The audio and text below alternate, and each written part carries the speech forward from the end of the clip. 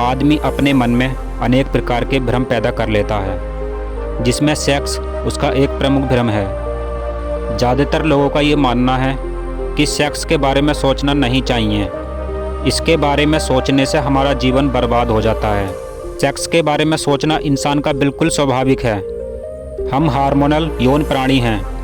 हमारे अंदर जो जीन होते हैं वे हमको सेक्स के लिए प्रेरित करते हैं, जिससे हमारा ध्यान ऑटोमेटिक स्त्रियों की ओर आकर्षित होता है। लेकिन कभी कभी सेक्सुअल विचार इतने भारी हो जाते हैं जिसके कारण हम अपना ध्यान केंद्रित नहीं कर पाते हैं और हमारे जीवन में जो ज़रूरी काम होते हैं हम उनसे भटक जाते हैं। तो हम ऐसा क्या करें जिससे कि सेक्स के विचार हमारे ऊपर हावी ना हो।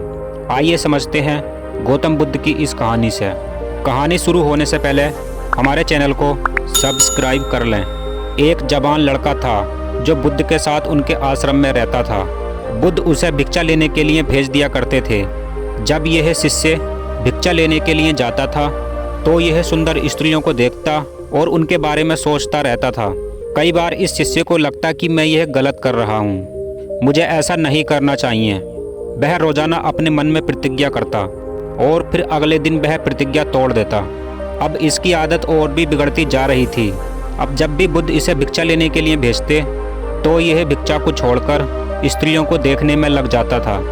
एक बार इससे बुद्ध ने कहा, आज हम साथ में भिक्षा लेने चलेंगे। तो यह शिष्य नानुकर करने लगा और बुद्ध से कहने लगा, आप रहने दीजिए, आप मत जाइए, मैं स्वयं ही भिक्षा ले आऊँगा। अब बुद्ध को इसकी बातों पर शक होने लगा था।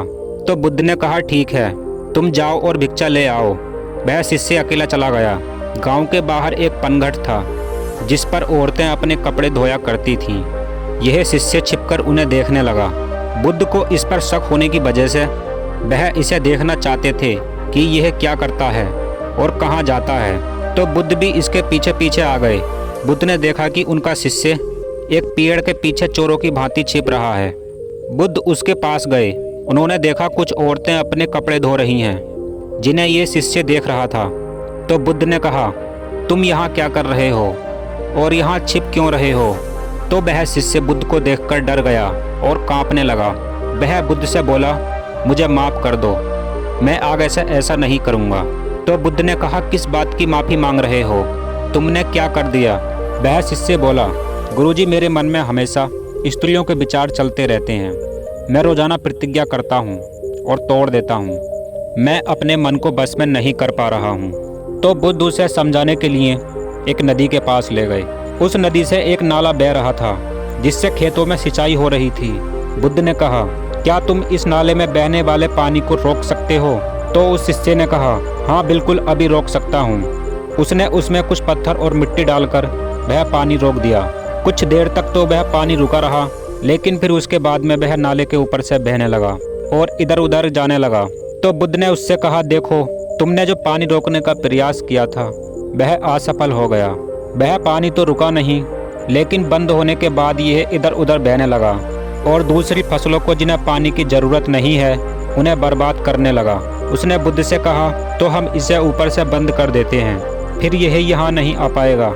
तो बुद्ध ने उसे समझाया, अगर तुम इसे ऊपर से बंद कर दोगे तो पानी की ज़रूरत वाली फसलें खराब हो जाएंगी। उस शिष्य ने कहा, तो फिर क्या करना चाहिए? तो बुद्ध बोले, हम इसे रोक नहीं सकते, इसे रोकने से हमारा नुकसान है। हम इसकी दिशा बदल सकते हैं, जब ज़रूरत हो तो अपनी ओर खोल सकते हैं। उसी प्रकार तुम्हारा मन है। अगर तुम चाहो अपने मन में आने वाले सभी विचार रुक जाएं, तो ये गलत है, क्योंकि यह मानव जाति के विस्तार का कारण है।